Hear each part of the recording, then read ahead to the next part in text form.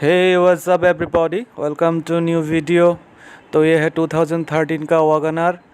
तो ये देखिए, ये पेंट फट चुका है जगह जगह पे। तो हम इसको जिस जगह पे पेंट फट गया है उस जगह पे रीपेंटिंग करेंगे, कुछ जगह पे ब्लेंडिंग और टचअप करेंगे और बाकी पूरा गाड़ी डिटेलिंग करेंगे। तो कार का bonnet, front bumper, right side का फेंडर रीपेंटिंग होगा।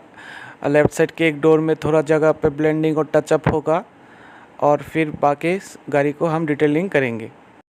तो ये देखिए, ये राइट साइड का फेंडर है। तो इसमें बहुत सारा डेंट था, तो पहले हमने इसको डेंटिंग करके ले लिया है और फिर हम इसमें पुट्टी फिल कर रहे हैं, टूके पुट्टी।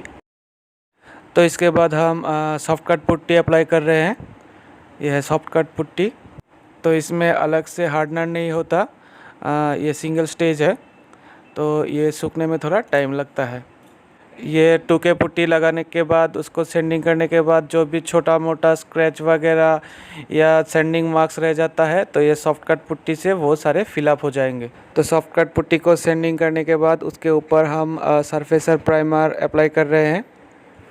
तो सरफेसर प्राइमर अप्लाई करने के बाद उसको हम आधे घंटे 1 घंटे के लिए सूखने के लिए छोड़ देंगे। उसके बाद उसके ऊपर 400 ग्रिड से हम अच्छी तरह से वाइट सैंडिंग करके ले लेंगे। उसके बाद हम उसके ऊपर डालेंगे बेस कोट। तो ये देखिए, पर्टिकुलर जगह पे थोड़ा पेंट फट के उखड़ गया था, तो हम सिर्फ इस जगह को पेंट करके बाकी डोर के साथ ब्लेंड करेंगे। बाकी डोर अच्छा है तो पूरा डोर को पेंट करने की कोई ज़रूरत नहीं है।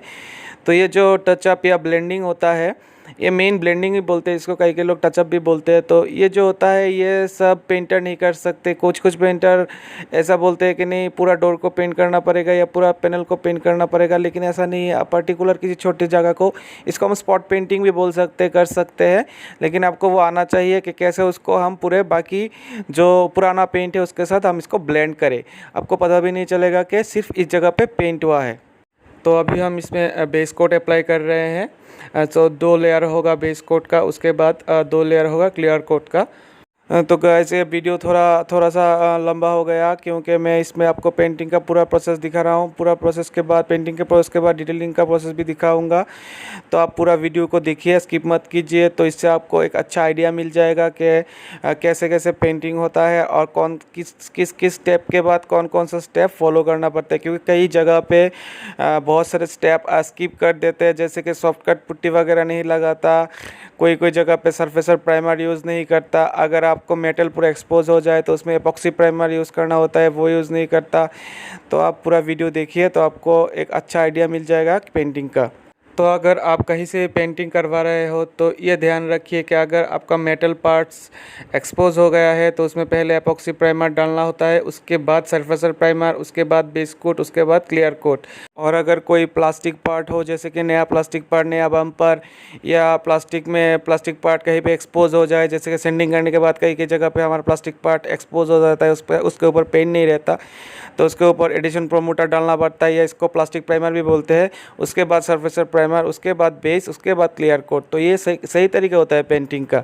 हर स्टेप बाय स्टेप, हर स्टेप को फॉलो करना होता है, तो ये आपका पेंटिंग का रिजल्ट अच्छा आएगा। तो अभी हम second layer of clear coat apply कर रहे हैं। हमने पहले एक लेयर अप्लाई किया है, उसके बाद उसको 10 से 15 मिनट तक सूखने के लिए छोड़ देना है। उसके बाद हमने सेकंड लेयर अप्लाई कर रहे हैं। आप चाहे तो थर्ड लेयर भी अप्लाई कर सकते हैं। ज़्यादा क्लियर कोट होने से कोई दिक्कत नहीं होता, जितना ज़्यादा क्लियर कोट होगा उतना जो डिटेलिंग है आप ज़्यादा कर सकते हैं। 2 बार 3 बार डिटेलिंग कर सकते हैं, सैंडिंग कर सकते हैं ज़्यादा क्लियर कोट होने से। तो आप सबसे एक रिक्वेस्ट है कि प्लीज़ आपके भाई के चैनल को सब्सक्राइब कीजिए। सब्सक्राइब करने से वीडियो बनाने का अलग ही मोटिवेशन मिलता है, और अगर वीडियो अच्छा लगा हो तो एक लाइक और एक शेयर भी बनता है। तो ये है पेंट के बाद का रिज़ल्ट। ग्लॉस लेवल बहुत ही अच्छा आया है, लेकिन सामने से जब आप देखेंगे, कैमरे में ज़्यादा पता नहीं चलता, लेकिन आप जब सामने से देखेंगे तो देखेंगे कि इसके ऊपर एक हल्का सा टेक्सचर आया हुआ है। इसको हम बोलते हैं ऑरेंज पील। ये पेंट करने के बाद आता है। तो कई लोग पेंट करने के बाद ऐसे ही गाड़ी को दे देते हैं कस्टमर को, लेकिन ये सही नहीं है। उसके बाद उसको सैंडिंग करना होता है, उसके बाद डिटेलिंग करना है। देखिए, हल्का सा टेक्सचर आया हुआ है पेंट के ऊपर, तो उसको बोलते हैं ऑरेंज पील। तो उसको डिटेलिंग करना पड़ता है। तो बिना डिटेलिंग के उसके ऊपर फैक्ट्री फिनिश नहीं आएगा।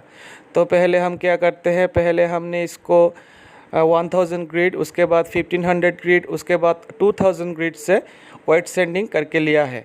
अगर कोई कोई चाहता है तो 3000 ग्रिड तक आप जा सकते हैं।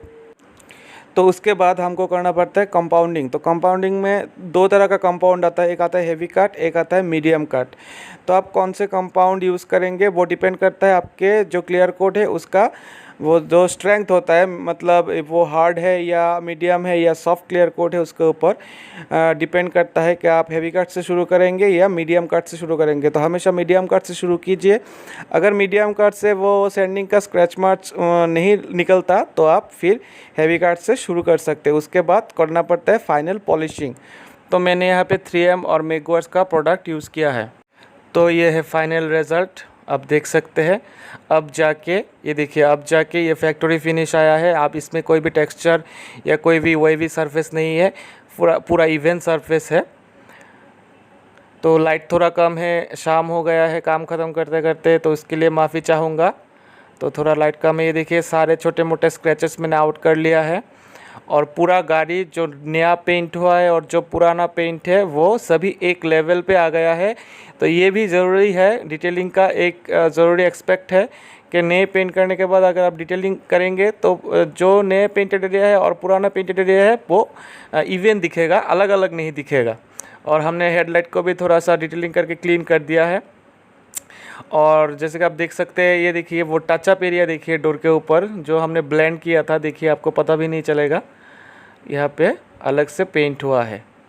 तो आज के लिए इतना ही, मिलते हैं अगली वीडियो में। तब तक के लिए tata bye bye, take care.